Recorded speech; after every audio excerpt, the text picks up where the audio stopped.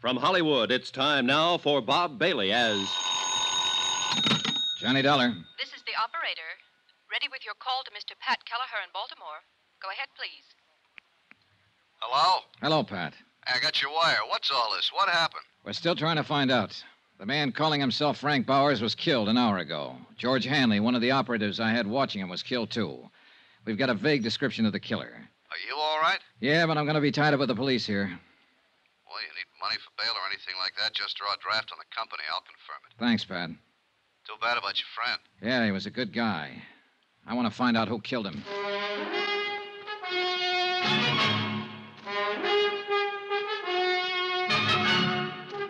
Tonight and every weekday night, Bob Bailey in the transcribed adventures of the man with the action-packed expense account, America's fabulous freelance insurance investigator... Yours truly, Johnny Dollar.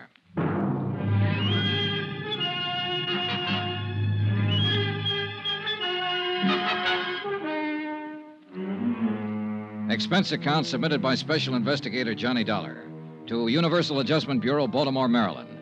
The following is an accounting of expenditures during my investigation of the Chesapeake fraud matter.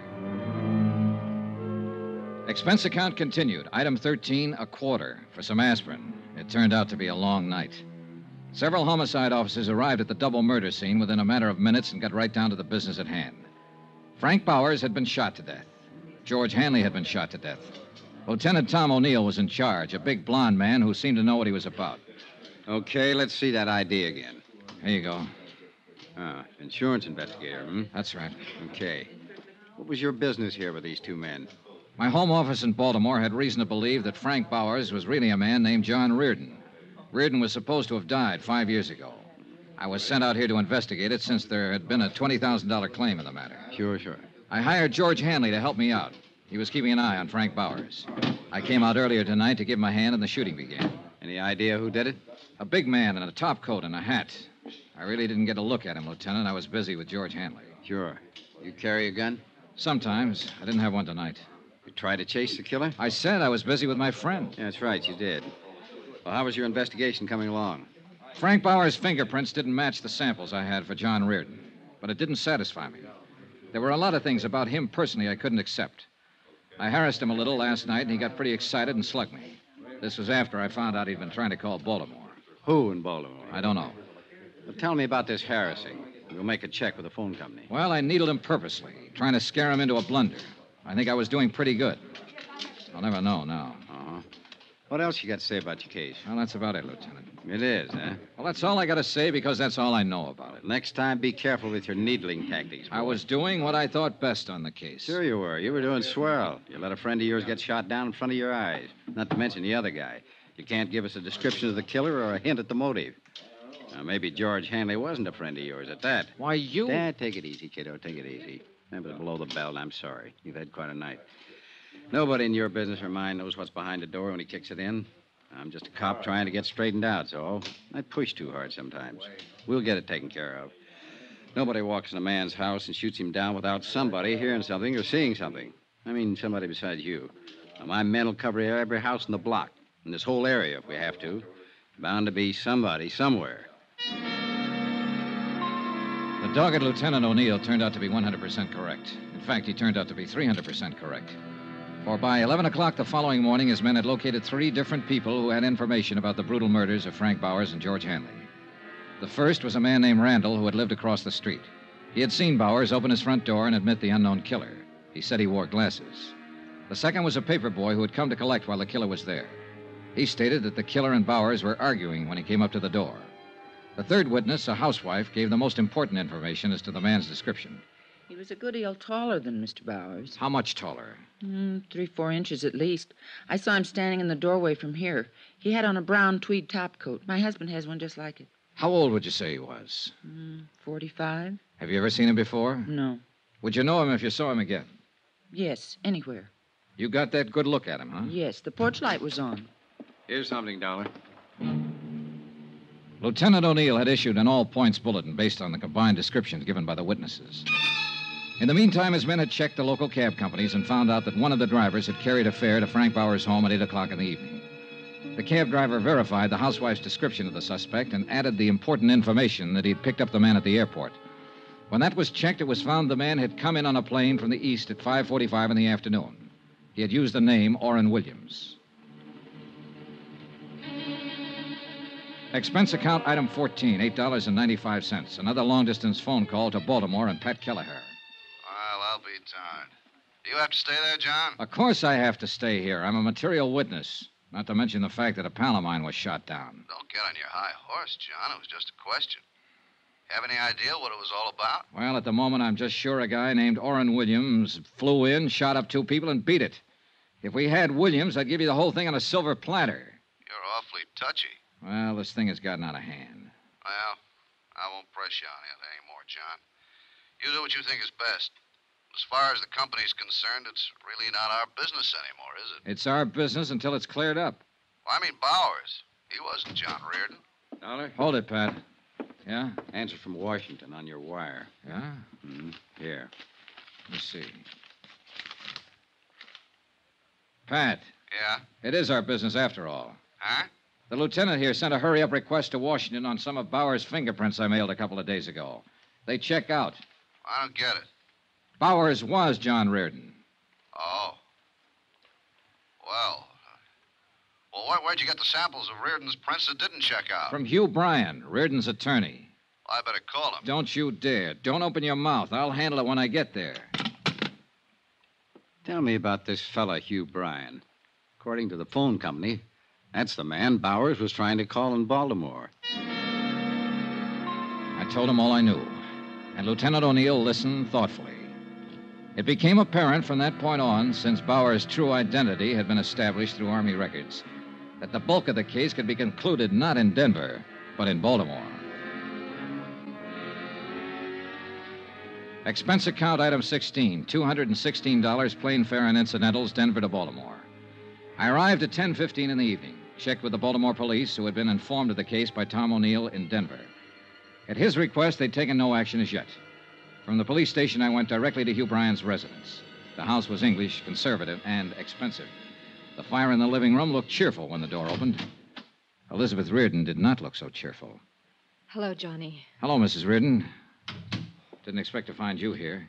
No, I suppose not. I never expected to see you again. Elizabeth, I have something to tell you. Don't tell me now, Johnny. It's about your husband. All right. I want to tell Mr. Bryan, too.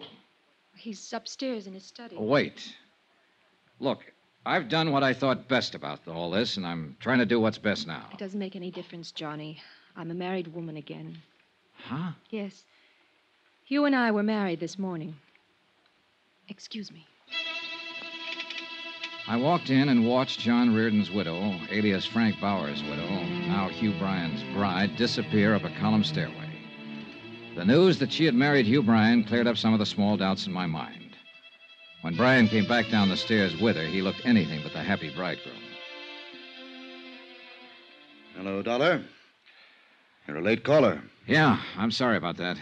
Congratulations. Thank you. How did you come out in Denver? Everything okay? No, everything's not okay. Well, what's the matter? Do I have to tell you? I'll run along upstairs, Hugh. It's getting terribly late. All right, dear. Good night, Mr. Dollar. Good night, Mrs. Bryan. There'll be some men out to see you pretty soon, Bryan. Policemen. Oh. Liz, Yes, dear. I think you'll be interested in what Mr. Dollar has to say. What? I don't understand, Hugh. I wasn't in Philadelphia yesterday, Liz. I was in Denver, Colorado. What? I flew there to see John. He's been alive and living there all this time. Hugh. I'm sorry. This is only for her benefit, Dollar. I'll tell it just once. When it gets into court, it'll be different. How did it happen, Bryan? John Reardon didn't die in that boat. No. He was picked up in a bay by a fishing boat on his way to Florida. They didn't have a radio on the fishing boat. The first port they came to was Charleston. John phoned me from there and told me all about it. Now, this was 10 days after we all thought he was dead. That part was all accident. Sure. The rest of it was a little different. Liz, it was his idea. You've got to believe that. What was his idea? Not showing up ever again. Letting everyone think he was really dead. Making you a widow. I don't believe it. He hated his life here. Yes, everything about it. He was in debt right up to his ears. Of course, there was your money, but I flew down to Charleston to talk to him. He was like a crazy man, kept saying there was a way out. I didn't know what he meant at first. Then he came right out and said it was his chance to get away from all the things he hated. He knew how I felt about you then, how I feel about you now. He said I could have you for a price. What was the price? Those checks he got every week from a New York bonding concern? Yes. What did they come to? $25,000 a year, regular weekly payments. I could afford it. I could afford anything for you, Liz. Did he come right out and tell you he hated me? He just said he wanted to get away from everything. And it went that way for 5 years. I believe I asked you to marry me every 6 months. Yes. But that didn't work out either. And then, one day, along came Johnny Dollar. How does it feel to be so efficient, Mr. Dollar? We don't have to go into that, do we? No. I'll admit you did everything to throw me off. And it threw me off. Especially the fingerprints you provided. Didn't John Reardon insist his name was Frank Bowers and do everything he could to make you believe that was true? He did too much to make me think it was true. Where is he now? Where's John? He's dead, Mrs. Bryan. Oh. Truly dead now. He was shot to death last night by Mr. Bryan. Mr. Bryan also shot a friend of mine, didn't you, Bryan? Yes. John got scared, called me, said he was going to tell everything to Dollar, blow the whole thing. Hugh. All I wanted out of this was you, Liz. He didn't want you. I did. Last week, you decided to marry me. It took you 5 years to do that. And it took him one afternoon to decide he was going to come back to you.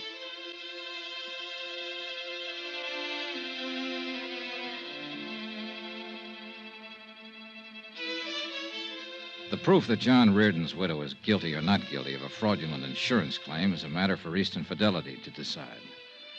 The matter of Hugh Bryan and 2 murders is a matter for the courts.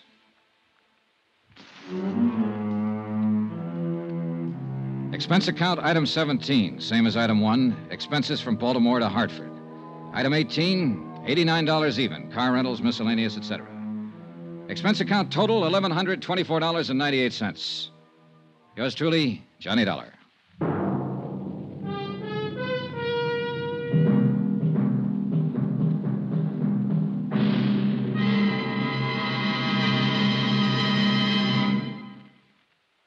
Remember, please, there'll be a new exciting story on Johnny Dollar beginning next Monday. Next week, a quiet, sleepy little town in Mexico and a beautiful senorita that, well, things didn't stay quiet and sleepy for long.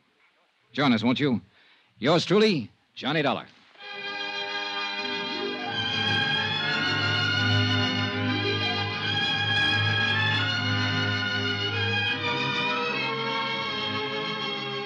Yours truly, Johnny Dollar, starring Bob Bailey, is transcribed in Hollywood. Written by John Dawson, it is produced and directed by Jack Johnstone.